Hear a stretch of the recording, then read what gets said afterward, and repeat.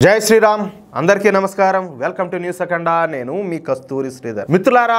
ఉత్తరాఖండ్ లో ఉండేటటువంటి భారతీయ జనతా పార్టీ ప్రభుత్వం ఒక సంచలనమైనటువంటి నిర్ణయం అయితే తీసుకునింది సరే ఇంతకు ఏందా నిర్ణయం ఆ కథ ఏందనేది ఈ న్యూస్ లో చెప్పే ప్రయత్నం చేస్తా ఓకేనా ఉత్తరాఖండ్ ను మనం దేవభూమి అని చెప్పి పిలుచుకుంటాం అన్నమాట ఇక్కడ హిందువుల అత్యంత పవిత్రమైనటువంటి చార్ధామ్ ఉన్నందువలన ఉత్తరాఖండ్ కు ఈ పేరు వచ్చింది అంతేకాదు మన ఉత్తరాఖండ్ రాష్ట్రాన్ని వీరభూమి అని కూడా పిలుస్తారు ఎందుకంటే ఈ ఉత్తరాఖండ్ నుంచి వేలాది మంది యువకులు సైన్యంలో జాయిన్ అవుతా ఉంటారు సైన్యంలో జాయిన్ అవటం అనేది ఈ ఉత్తరాఖండ్ లోని చాలా మంది యువకులకు ఉండేటటువంటి కళ అందుకే భారత ఆర్మీలో ఈ ఉత్తరాఖండ్ కు చెందినటువంటి యువకులు చెప్పుకోదగ్గ స్థాయిలోనే ఉంటారు సరే ఇకపోతే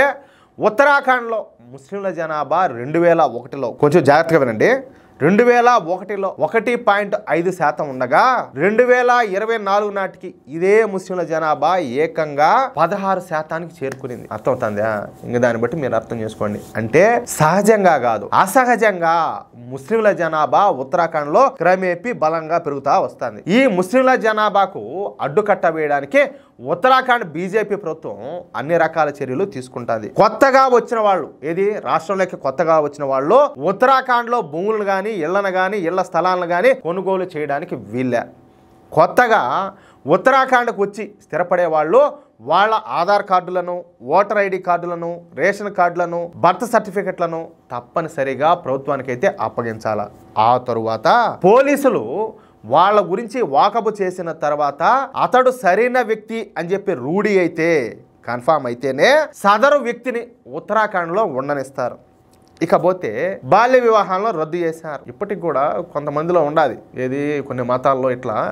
చిన్న బిడ్డలందరినీ పెళ్లిళ్ళు చేసుకోవడం ఉండాలి ఆ కల్చరు కాబట్టి ఆ బాల్య వివాహాలను కూడా రద్దు చేసేశారు బహుభార్యత్వాన్ని కూడా రద్దు చేశారు అదేవిధంగా ఎన్ఆర్సీను అమలు చేస్తారు సరే ఇకపోతే మదర్సాల విషయానికి వస్తే ఉత్తరాఖండ్ లో మొన్నటి వరకు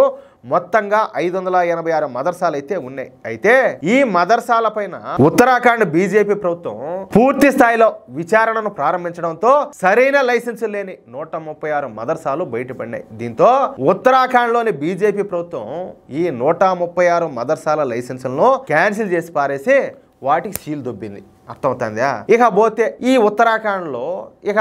450 మదర్సాలు మిగిలి ఉన్నాయి ఈ 450 మదర్సాలలో కనీసం అంటే కనీసం 50,000 మంది ముస్లిం విద్యార్థులు చదువుకుంటున్నారు అయితే ఇప్పుడు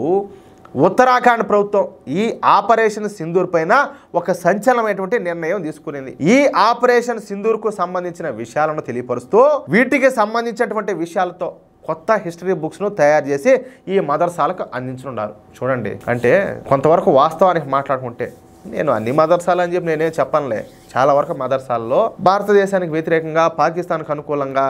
ఇటువంటి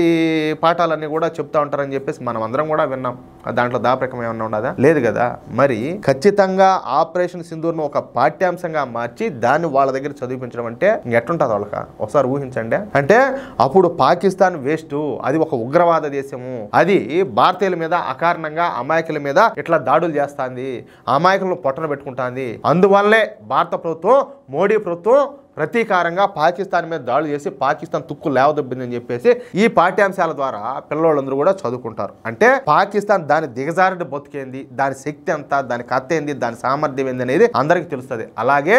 మన దేశం ఎంత పవర్ఫుల్దో అది కూడా ప్రతి ఒక్కరికి తెలుస్తుంది అందుకనే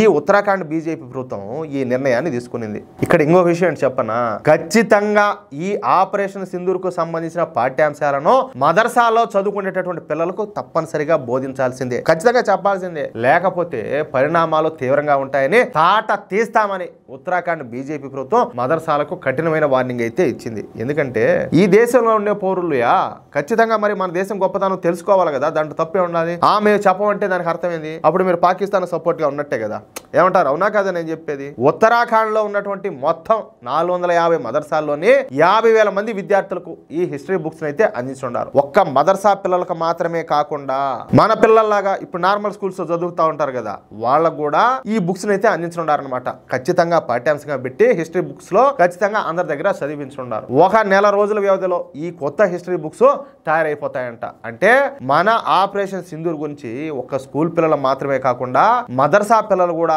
తప్పనిసరిగా చదివే ఏర్పాట్లు అయితే చేస్తున్నారనమాట. మన తెలుగు రాష్ట్రాల్లో కూడా ఇదే విధంగా చేయాల్సిన అవసరం కూడా ఉండదు. ఎందుకంటే పిల్లలకు దేశభక్తి అనేది చిన్నప్పటి నుంచే రావాలి. అది మళ్ళీ ఏదో వస్తే కదా, మనమంతా కూడా చూస్తానే ఉన్నాం. చదువుకున్నా కూడా చాలా మంది కనీసం పట్టించుకోకపోవడం, ఇంకా కొన్ని మతాలు అయితే ఏకంగా దేశానికి వ్యతిరేకంగా, ఈ దేశంలో ఉండేటటువంటి మెజార్టీ ప్రజలైన హిందువులకు వ్యతిరేకంగా ఈ కామెంట్లు పెట్టడం, లేకపోతే పోస్టులు పెట్టడం, లేకపోతే వీళ్ళ మీద రాళ్ళదాడులు చేయడం, ఇటన్నీ కూడా మన తెలుగు రాష్ట్రాల్లో ఈ మధ్య పెద్దగానే ఇదవుతున్నాయి అన్నీ కూడా. కాబట్టి దేశభక్తి అనేది మొదటి నుంచి పిల్లలకు నేర్పించాలి మనం. అది తల్లిదండ్రుల బాధ్యత, గురువుల బాధ్యత. అర్థమవుతుందా? అది విషయం. మొత్తానికి ఉత్తరాఖండ్ బీజేపీ ప్రభుత్వం ఒక అద్భుతమైన నిర్ణయం తీసుకుందని చెప్పేసి ఖచ్చితంగా చెప్పుకోవచ్చు. ఏమంటారా మిత్రులారా? ఈ న్యూస్ కనుక మీకు నచ్చినట్లయితే ఖచ్చితంగా ఈ న్యూస్ నలుగురికి షేర్ చేయండి. అదేవిధంగా ప్రతి ఒక్కరు కూడా మీ యొక్క అమూల్యమైన అభిప్రాయాలను ఖచ్చితంగా స్పష్టంగా కామెంట్ చేయండి. మరో విషయం ఏంటంటే, ఇంతవరకు మీరు కనుక మన ఛానల్ను సబ్స్క్రైబ్ చేసుకున్నట్లయితే ప్రతి ఒక్కరు కూడా మన ఛానల్ సబ్స్క్రైబ్ చేసుకోండి, సపోర్ట్ చేయండి ప్లీజ్. జై శ్రీరామ్, జై హింద్.